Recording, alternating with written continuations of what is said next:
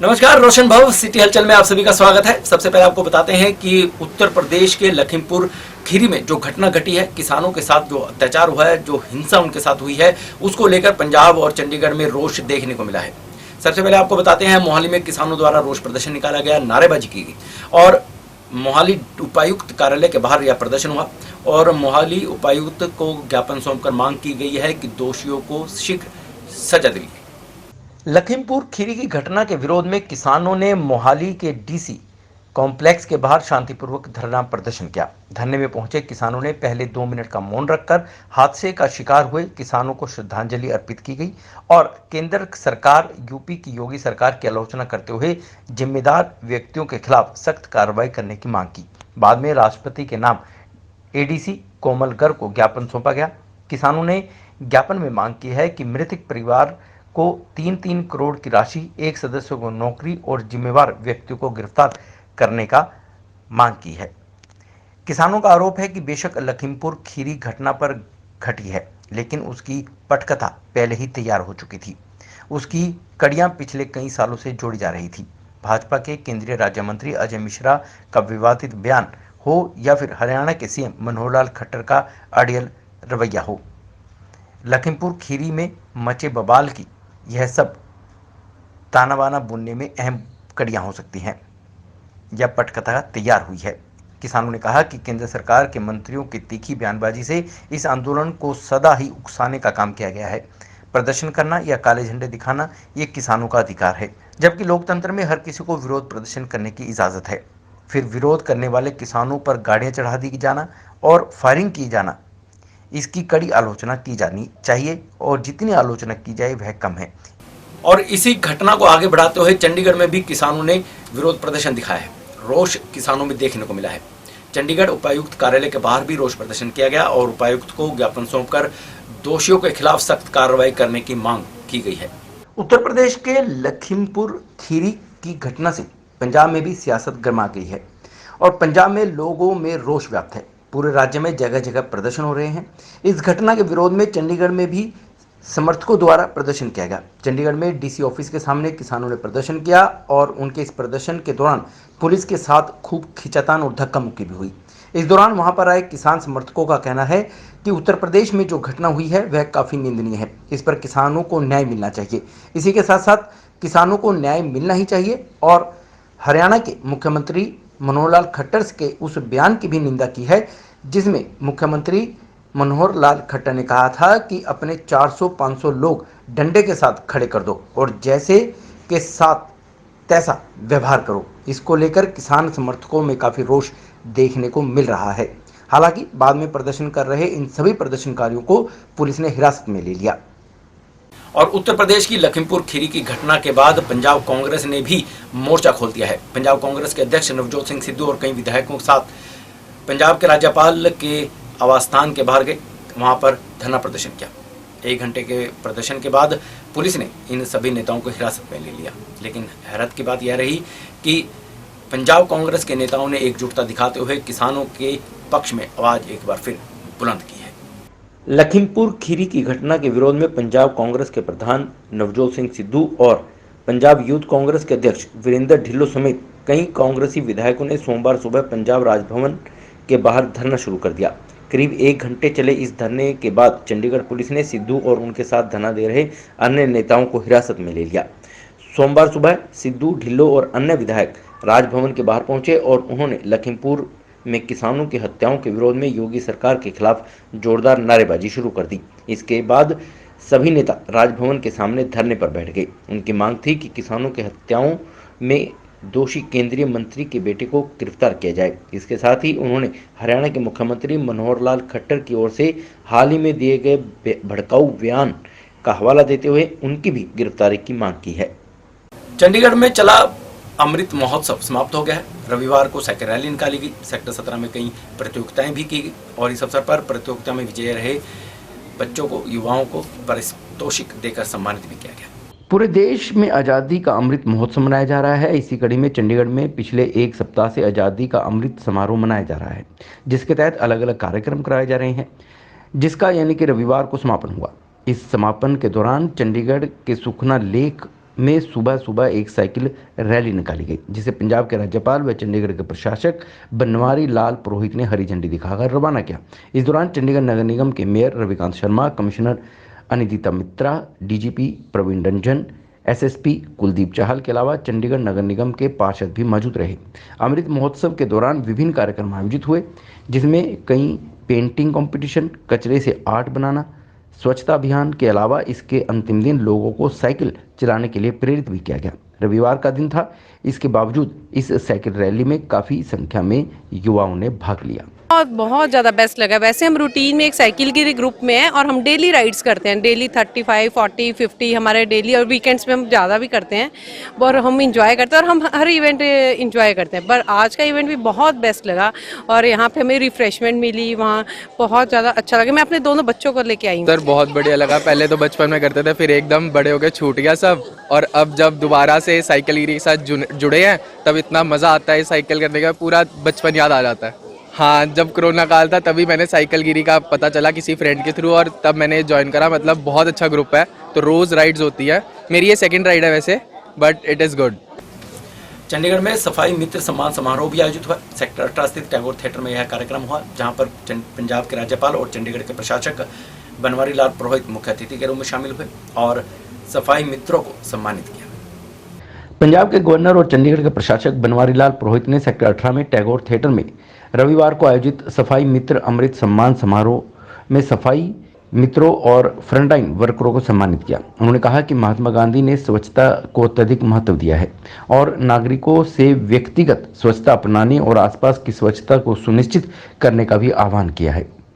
उन्होंने कहा कि प्रधानमंत्री नरेंद्र मोदी ने राष्ट्रपिता के सपने को ठोस आकार प्रदान करके स्वच्छ भारत मिशन की शुरुआत की है। इस मिशन में न केवल भौतिक बुनियादी ढांचा और सुविधाओं का निर्माण करने में, बल्कि लोगों में व्यापक जागरूकता पैदा करने में भी सफलता हासिल हो रही है। उन्होंने कहा कि सफाई मित्र सुरक्षा चुनौती शुरू करने के लिए भारत सरकार की पहल की सराहना अवश्य करनी चाहिए। यह न केवल सफाई सेवकों को अत्यावश्यक प्रोत्साहन देता है, बल्कि अधिक से अधिक राजनीतिक सार्वजनिक स्वच्छता सुनिश्चित करने के उद्देश्य से उनके कठिन कार्य को पहचान भी प्रदान करता है। राज्यपाल ने कहा कि जब स्वच्छता के बारे में बात करते हैं तो एक बड़े और बिखरे हुए कचरे के ढेर के बारे में सोचते हैं, न कि हमारे घरों में उत्पन्न होने वाले कचरे की छोटी मात्रा के बारे में। उन्होंने कहा कि अन्य स्वच्छता संबंधी मुद्दों के साथ प्रभावी ढंग से निपटने के अलावा सूत्रों स्तर पर कचरा उत्पादन की शुरुआत से ही दिमाग में स्वच्छता शुरू हो जाती है। उन्हें पूर्ण विश्वास है कि ठोस और साझा यत्नों से चंडीगढ़ स्वच्छता में नंबर 1 में खोया अपना दर्जा फिर से हासिल कर पाएगा। वहीं निगम के मेयर रविकांत शर्मा ने सफाई मित्रों को उनके योगदान के लिए धन्यवाद दिया। उन्होंने कहा कि कोविड के दौरान उनके सहयोग के बिना स्थिति और खराब हो सकती थी। यदि स्वच्छता गतिविधियों को पूरी गति से नहीं किया गया होता तो हालात कुछ भी हो सकते थे। इस साल शहर भर में 50 से ज़्यादा रामलीलाओं का मंचन होगा, जिनको डीसी की तरफ से परमिशन दी गई है। परमिशन मिलने के साथ ही रामलीला कमेटियों ने अपने तैयारियों को अंतिम रूप देना आरंभ कर दिया है। कोरोना काल के कारण पिछली बार ज़्यादातर रामलीलाओं का मंचन नहीं हो पाया था, लेकिन कुछ रामलीलाएं पिछली बार भी हुई थी। इस बार प्रशासन की ओर से काफ़ी देर से ही सही, लेकिन रामलीलाओं के मंचन की मंजूरी दी गई है। चंडीगढ़ में करीब 50 जगहों पर रामलीलाओं का मंचन इस बार होगा। इस बार रामलीला के लिए 5 अक्टूबर से 16 अक्टूबर तक की परमिशन दी गई है। हमें परमिशन 2 तारीख से लेकर 16 तारीख तक मिली है और हम 5 तारीख से रामलीला का मंचन करेंगे, जो हमारा 16 तारीख तक चलेगा। इसको लेकर अब सभी रामलीला के कलाकारों ने रिहर्सल पर पूरा जोर दिया हुआ है, जिन्होंने बताया कि वह इस बार कुछ नया करने के लिए कोशिश कर रही हैं। इसके साथ साथ इस बार रामलीला में कुछ नया देखने को भी मिल सकता है। रामलीला को देखने भर से यह लगता है कि कितना सरल है और कोई भी स्टेज पर जाकर यह कर सकता है, लेकिन धीरे धीरे अब रामलीला भी टीवी के स्तर पर होने लगी है, जिसके लिए कलाकारों की ओर से जीतोड़ मेहनत की जाती है। कई कलाकारों ने रामलीला में भूमिका निभाते हुए कई बरस बीत चुके हैं, लेकिन लोगों में आधुनिकता के इस युग में रामलीला देखने का क्रेज अभी भी बाकी है और वह अपने परिवार के साथ रामलीला देखने पहुंचते हैं और साथ ही साथ परिवार में बच्चों को अपनी संस्कृति से भी अवगत करवाते हैं। इनमें से कई कलाकारों ने बताया कि रामलीला को लेकर उनकी स्टेज बनकर तैयार हो चुकी है। इस बार जैसे ही एक स्टेज पर एक सीन होगा, इसके साथ ही दूसरा सीन दूसरी तरफ तैयार किया जाएगा। महिला किरदार प्रयास यह रहेगा कि कई रामलीलाओं में महिलाओं द्वारा ही यह किरदार निभाई जाएंगी। रामलीला की बात करें तो आमतौर पर कई वीडियोस ऐसे सामने आते रहे हैं गाय बगाए, जिनको देखकर रामलीलाओं पर लोगों की जो आस्था है वह धूमिल होती रही है, लेकिन सच्चाई इससे कोसों दूर है। कई रामलीलाएं आज भी ऐसी हैं जो श्रद्धा भाव से रामलीलाओं का मंचन करती हैं। इन्हीं में शामिल है Chandigarh Ramlila committee, Nehru park, sector 22। जी जो रामलीला लोग दूर दूर से देखने आते हैं। रामलीलाओं के मंचन से पहले यहाँ पर संकल्प लिया जाता है। सभी कलाकारों को और कमेटी के सदस्यों को संकल्प दिलाया जाता है। मौली बांधकर संकल्प लिया जाता है कि इस कार्य में विधि विधान से संपूर्ण करने की ओर आगे बढ़ाया जाएगा। शहर में रामलीलाओं की तैयारियों को अंतिम रूप दिया जा रहा है, जिसको लेकर कहीं स्टेज बांधे जा रहे हैं तो कहीं रामलीलाओं की रूपरेखा तैयार की जा रही है। इस तरह से परमिशन मिली है, उम्मीद ये कर रहे थे कि जल्दी मिलेगी क्योंकि तैयारियां बहुत ज़्यादा करनी होती है, लेकिन चलो भगवान की कृपा हुई, परमिशन मिली है। उसके बाद हम एकदम से जुट गए हैं अपनी मेहनत में, रिहर्सल में। लोगों से पैसा इकट्ठा करना होता है, उसके बाद ही रामलीला का प्रायोजन या आयोजन किया जाता है। तो परमिशन थोड़ी लेट मिली, लेकिन प्रभु की कृपा हुई और अब हम जुटे हुए हैं। चारों तरफ एक समान रूप से काम चल रहा है, कलेक्शन चल रही है, तैयारियां चल रही है, रिहर्सल चल रही है, ड्रेस डिज़ाइनिंग चल रही है, ड्रेस को मेंटेन करना है, ड्रेस की धुलाई करनी है और प्रभु राम के चरणों में हाजिरी लगानी है, फिर पूजा करनी है, फिर संकल्प लेना है। ये सब एक तरह से काम, एक समान काम चल रहे हैं। पर भगवान की कृपा रहेगी तो इस बार भी अच्छा आयोजन हम लोगों के समक्ष प्रस्तुत कर पाएंगे। जी, कोविड के कारण नो डाउट, कोविड एक महाबीमारी है जिसके कारण काफ़ी परेशानियों का सामना हर किसी को करना पड़ा है। और प्रभु राम जी की कृपा से कोशिश यही है कि पिछली बार भी हमें परमिशन मिली थी, तो हमने पिछली बार भी रामलीला का आयोजन किया था और उसमें भी बहुत अच्छा रहा था। कोविड के प्रोटोकॉल की पालना करते हुए हम कोशिश कर रहे हैं कि पूरी पालना की जाए प्रोटोकॉल की और इस महा आयोजन को एक बार फिर सफल किया जाए। जी, ये बड़ा अच्छा वो है क्योंकि जिस तरह से रामलीला का आयोजन होता रहा है, वर्षों से होता रहा है और आजकल जैसे कि धारावाहिक बहुत आ गए हैं, स्पेशल इफेक्ट से आपको राम जी की कृपा और पूरे दिखा दिया है, लेकिन रामलीला को हम उससे जोड़ के नहीं देखते। रामलीला हमारा सांस्कृतिक कार्यक्रम है और प्राचीन वर्षों से चला आ रहा है, इससे हमारी भावनाएं जुड़ी हुई हैं और उसी तरह से स्टेज पर आधुनिकता तो नहीं दिखा सकते, लेकिन उसमें एक जिस भी तरह की कुछ नई क्वालिटी देने का, ड्रेस डिज़ाइनिंग के पॉइंट ऑफ व्यू से, लाइट एंड साउंड के तरीके से जो भी स्पेशल हो सकता है हम पूरा प्रयास करते हैं, जुड़ते हैं। और हमारे पास भगवान की कृपा है, श्रद्धा भाव से रामलीला करते हैं, हमारे कलाकार श्रद्धा भाव से रामलीला करते हैं और वही श्रद्धा भाव हमारे दर्शकों में भी देखने को मिलती है। और हमारे पास लोग अभी भी आते हैं, अपने बच्चों को लेकर आते हैं, भगवान का जो रूप धारण करते हैं हमारे कलाकार, उनके लोग पाँव छूते हैं, तो भाव वही है, लेकिन ये कह सकता है कि प्रेजेंटेशन अलग हो सकती है। इस बार क्या खास होगा? रामलीलाओं की स्टेज पर चढ़ने से पहले कलाकार और रामलीला कमेटी के सदस्यों ने संकल्प कार्यक्रम आयोजित हुए, जिसमें रामलीलाओं के कलाकारों और कमेटी सदस्यों ने हिस्सा लिया। मान्यता के अनुसार सभी रामलीला के कलाकार और कमेटी के सदस्यों को संकल्प दिलाया गया कि राम जी की लीला का आयोजन करने तक सभी मान मर्यादा में रहेंगे और इसके आयोजन को सफल बनाने में अपना अपना सहयोग देंगे। Chandigarh Ramlila committee, Nehru park, sector 22 के कलाकारों ने भगवान राम का गुणगान किया और मौली बांधकर सभी कमेटी सदस्यों को एक संकल्प सूत्र में बांधा। इसके साथ ही नाट्य रामायण की पूजा अर्चना हुई और विधि विधान से इन नाट्य रामायणों को संजोया गया। इस अवसर पर भगवान श्री राम के नाम के 108 बार माला का जाप किया गया और रामलीला का सफलतापूर्वक आयोजन करने के लिए भगवान श्री राम का आशीर्वाद प्राप्त किया गया।